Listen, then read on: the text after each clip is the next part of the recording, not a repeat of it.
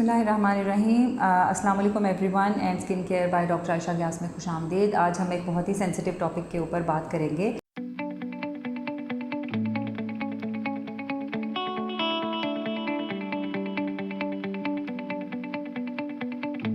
Once again मैं आपको ये बात थोड़ी सी क्लियर कर दूं कि वैक्सीन्स जो होती हैं वो आपकी अंदरूनी क़ुव्वत मुदाफ़ियत को किसी ख़ास बीमारी के ख़िलाफ़ बढ़ाने में मददगार साबित होती हैं। किस तरीके से कि ये उन ख़ास जरासीमों को जिनके ख़िलाफ़ आपकी इम्यूनिटी बढ़ानी होती है उनके किसी पार्टिकल को यानी उनके बॉडी के किसी पार्ट को या एज अ होल पूरे वायरस को इनएक्टिवेट करके यानी कि वो बीमारी पैदा करने के काबिल नहीं है उसको इस तरीके से मॉडिफाई करके आपकी बॉडी में एंटर कराया जाता है।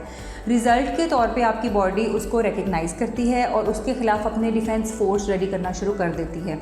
जब हमारी बॉडी उस ख़ास जरासीम के ख़िलाफ़ उस ख़ास इन्फेक्शन के ख़िलाफ़ अपनी बॉडी की सारी ताकत यूज़ करते हुए इम्यूनिटी डेवलप कर लेती है, बॉडी के डिफेंस सेल्स को प्रिपेयर कर लेती है, तो काफ़ी हद तक हम आने वाली बीमारी से बच सकते हैं। दैट मीन्स कि अगर इन फ्यूचर आपको वो वायरस अटैक करता है तो बहुत हद तक चांसेस हैं कि आपकी बॉडी उसको फाइट बैक कर लेगी। हैविंग सेड दैट, मैं ये बात क्लियर कर दूँ कि कोई भी वैक्सीन किसी भी बीमारी के ख़िलाफ़ 100% प्रोटेक्शन ऑफर नहीं करती। वैक्सीन्स की परसेंटेज होती है कि अगर आप एक ख़ास किस्म की वैक्सीन किसी भी बीमारी के लिए लगवाते हैं तो कितने % चांसेस हैं कि आपको वो बीमारी लाहक नहीं होगी।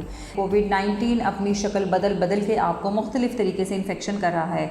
वो वायरस जो अब से पिछले साल यानी कुछ महीने पहले इन्फेक्शन कर रहा था उसने काफ़ी हद तक अपनी शक्ल चेंज कर ली है और वो वैक्सीन्स जो हमने उस वायरस के ख़िलाफ़ बनाई थी वो इस वायरस के ख़िलाफ़ एक्टिव नहीं है या इफ़ेक्टिव उतनी ज़्यादा नहीं है। फॉर एग्जांपल जो Sinopharm vaccine health care workers को यानी हमें भी लगाई गई, उसकी 2 शॉट्स डॉक्टर्स को और हेल्थ केयर वर्कर्स को लगाए गए एंड आफ्टरवर्ड्स जनरल पब्लिक में भी 60 ईयर्स प्लस 50 ईयर्स प्लस और अब 40 ईयर्स प्लस पे साइनोफार्म वैक्सीन लगाई जा रही है। तो इस वैक्सीन के तकरीबन 72% इफ़ेक्टिव ये वैक्सीन है, यानी 72% चांसेस हैं कि आप वायरस के ख़िलाफ़ यानी आप वैक्सीन लेने के बाद वायरस आपको नहीं लगेगा। But still there are 28% chances कि आपको कोविड इन्फेक्शन या कोरोना इन्फेक्शन लग सकता है। सिमिलरली दूसरी वैक्सीन जो कि स्पुतनिक वी के नाम से ऑक्सफोर्ड वैक्सीन चल रही है और ब्रिटिश और यूरोपियन कंट्रीज़ में ये वैक्सीन लगाई जा रही है, that vaccine has been found to be 92% effective against Covid infection. यानी अगर वो वैक्सीन अगर आप लोग लगवाते हैं तो उसके बाद 92% चांसेस हैं कि आपको कोविड इन्फेक्शन नहीं लगेगा। इसके अलावा वैक्सीन लेने का बड़ा फ़ायदा ये होता है कि अगर आपने वैक्सीन्स कोविड-19 की वैक्सीन्स आपने ली हुई हैं तो बहुत हद तक चांसेस हैं कि अगर आपको कोविड इन्फेक्शन लगता भी है तो वो बहुत ज़्यादा सवेयर नहीं होगा, यानी कि उसकी सवेरिटी इतनी ज़्यादा नहीं होगी कि आपको अस्पताल में दाखिल होना पड़े, वहाँ पे आपको ऑक्सीजन या वेंटिलेटर के ऊपर सर्वाइव करना पड़े। तो ये एक बहुत बड़ा फ़ायदा है। सेकेंडली, वैक्सीन लेने के बाद मॉर्टेलिटी यानी कि किसी को भी कोरोना वायरस के ज़रिए जो अमवात की शरह है वो काफ़ी हद तक कम हो जाती है। तो हाउ इज़ इट पॉसिबल कि एक वैक्सीन जिसमें कि एक जरासीम का पार्ट या पूरा जरासीमा इस्तेमाल हुआ है उसके थोड़े बहुत साइड इफ़ेक्ट ना हो? It's not possible. थोड़े बहुत साइड इफ़ेक्ट होना इज़ वेरी नॉर्मल और उसमें ज़्यादातर थोड़ा बहुत गला ख़राब, जिस्म दर्द या खांसी, इसके अलावा फटीग या थोड़ी बहुत मतली होना, वॉमिटिंग होना हो सकता है। लेकिन जो मेजर साइड इफ़ेक्ट्स हैं जिसकी वजह से काफ़ी वैक्सीन्स को ब्लॉक कर दिया जाता है जनरल पब्लिक में आने से पहले ही, तो वो उस तरह के मेजर साइड इफ़ेक्ट्स इसके साथ रिपोर्टेड नहीं होते।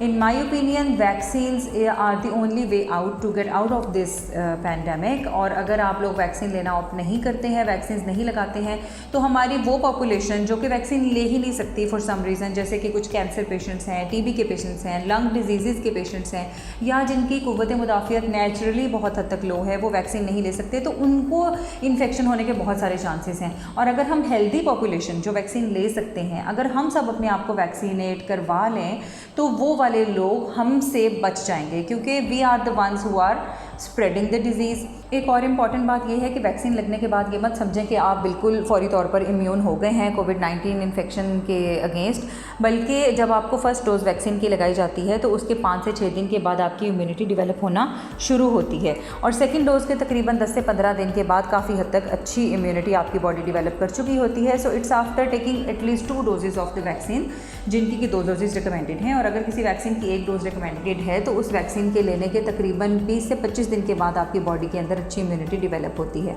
ये कितनी देर तक इम्यूनिटी चल सकती है? मेजॉरिटी ऑफ द वैक्सीन्स में 5 to 6 मंथ्स तक अच्छी इम्यूनिटी सामने आई है, जिसके बाद इम्यूनिटी आहिस्ता आहिस्ता कम होना शुरू हो जाती है और मे बी बूस्टर्स या अदर डोजेज़ रिकमेंडेड होंगे।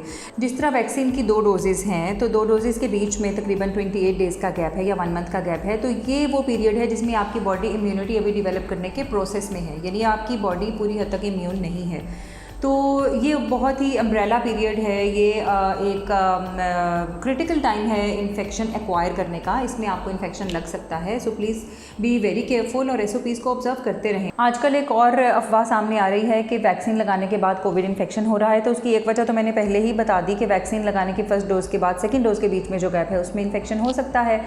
दूसरी रीज़न जो है वो मैं आपको क्लियर कर दूं कि scientifically it is practically not possible, यानी मुकम्मल तौर पर ये बात वाज़े हो चुकी है कि ऐसा मुमकिन नहीं है कि वैक्सीन लेने से आपको इन्फेक्शन हो जाए।